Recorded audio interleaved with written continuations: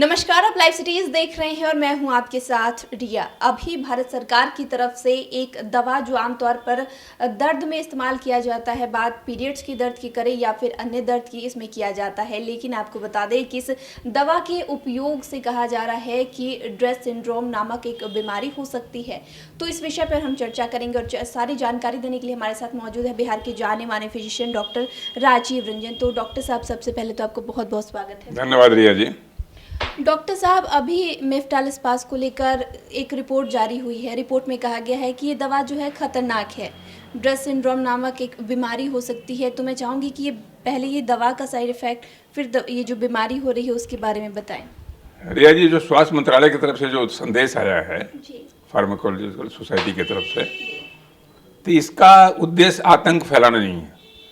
सवाल ये उठता है कि ये मेफेनेमिक एसिड चाहे कोई भी non steroidal anti inflammatory drug जिसको कहते हैं, दर्द की निवारक गोलियां जो होती हैं, वो आइबुप्रोफेन भी हो सकता है, मेफेनेमिक एसिड भी हो सकता है, जैसे आपने कहा। तो इसके चलते ये रिएक्शन होता है। तो सारी दवाइयों के रिएक्शन होते हैं, ये रिएक्शन थोड़ा ज़्यादा गंभीर है। तो ये इसलिए बताया गया है कि ऐसा नहीं है कि मेफ्टालिस्पास आप बिल्कुल बंद कर दें, मेफ्टल का चलन बिल्कुल बंद हो जाएगा, दर्द की दवाइयाँ बिकनी बंद हो जाएंगी। इस बात को कतई नहीं लेना चाहिए। इस रिएक्शन के डर से हम दवाइयों का चलन बिल्कुल बंद नहीं करेंगे। ये आम बात है कि ये रिएक्शन होता है। आपको सावधानी रखनी पड़ेगी कि जरा सा भी अगर लक्षण दिखाई दे तो ये रिएक्शन होता क्या है।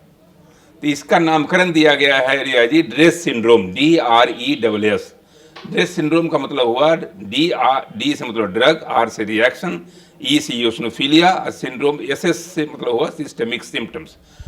इसमें क्या होता है, दवाई चला, ऐसा नहीं कि दवाई चलने के तुरंत रिएक्शन, इमीडिएट रिएक्शन नहीं होता है। ये T सेल से मीडिएटेड होता है, इसलिए इसका थोड़ा लंबे समय से 2 दिन के बाद इसका रिएक्शन शुरू होगा या 2 वीक के बाद हो सकता है।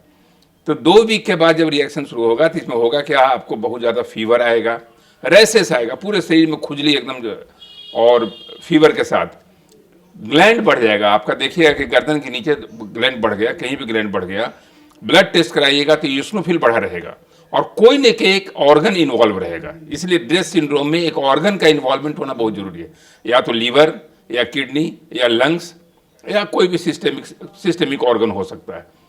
कभी कभी खतरा इसमें यह होता है कि जिनको ये रिएक्शन होता है, रफली अराउंड ऐसा माना गया है कि 5 to 10% केस में हो सकता है।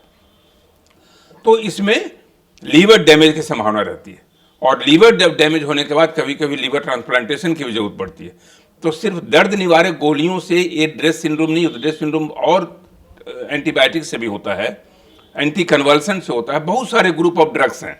तो नॉर्मल ड्रग रिएक्शन है। ड्रग रिएक्शन की वजह से ड्रग का एप्लीकेशन बंद नहीं होगा। इस आतंक की वजह से इतना जो आप समझ सकते हैं कि दर्द निवारक गोलियां जो मूलभूत आवश्यकता है, आज के दर्द निवारक गोलियों की आवश्यकता इतनी ज़्यादा है, चाहे जिस वजह से भी हो, इनको हमें देना ही पड़ेगा।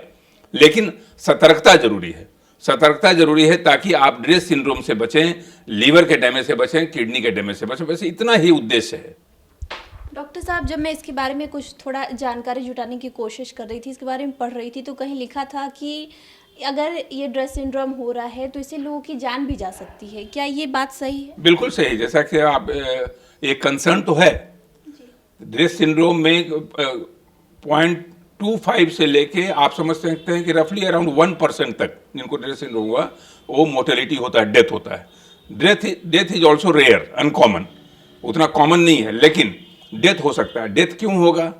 डेथ होगा आपके हाइपोवोलेमिक शॉक से, यानी शॉक हो गया, ब्लड प्रेशर कम गया, लीवर डैमेज हो गया, किडनी डैमेज हो गया। जिनका किडनी ऑलरेडी थोड़ा सा कम चल रहा है, किडनी का सुचारू काम नहीं चल रहा है, थोड़ा बहुत किडनी लेवल बढ़ा रहता है, उसमें अगर ड्रेस सिंड्रोम हो गया तो समझिए कि आफत की श्रृंखला शुरू हो गई।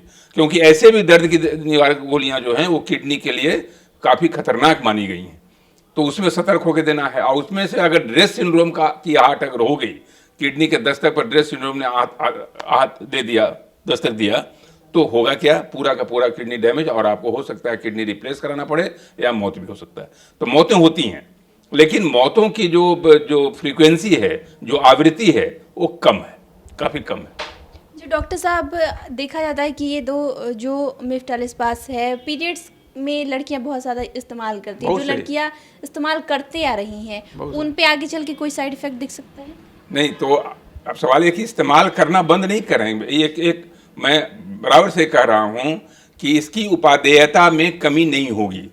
ये मेफ्टल स्पास पीरियड पेन में उपयोगी रहेगा, उपयोगी है करने, लेकिन आपको ये दिमाग में रखना पड़ेगा कि अगर आपके अंदर हल्का भी बुखार और रैशेस अगर शुरू हो गया, तुरंत एक अच्छे चिकित्सक से मिले। लेकिन रैश तुरंत नहीं होगा, जैसा कि मैं कहा, ये तुरंत का रिएक्शन नहीं है।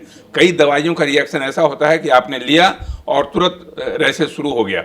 इसमें अगर 10 दिन के बाद या 15 दिन के बाद आपको इस तरह का सिम्टम दिखे और आपने मेफ्टल स्पास लिया हुआ है, तो आपको सतर्क होना चाहिए, तुरंत चिकित्सक से मिलना चाहिए, ताकि वो रेस्ट सिंड्रोम की ओर नहीं जाकर के ऑर्गन इन्वॉल्वमेंट से आप बच जाएं, दवा चले और ठीक हो जाए। इसकी दवाइयाँ हैं, इसलिए बहुत ज़्यादा इसमें घबराने की ज़रूरत नहीं है, बहुत ज़्यादा अकबकाने की ज़रूरत नहीं है। आप दवा लें, सतर्कता के साथ लें, सावधानी के साथ लें, जानकारी के साथ लें। जानकारी सबसे बड़ा बचाव है आज की इस दुनिया में, आज के इस वातावरण में जहाँ इतनी बीमारियों की फौज खड़ी है। तो शुक्रिया डॉक्टर साहब, जो आपने जानकारी दी है इस दवा के बारे में, इसके लिए बहुत बहुत शुक्रिया। धन्यवाद रिया जी।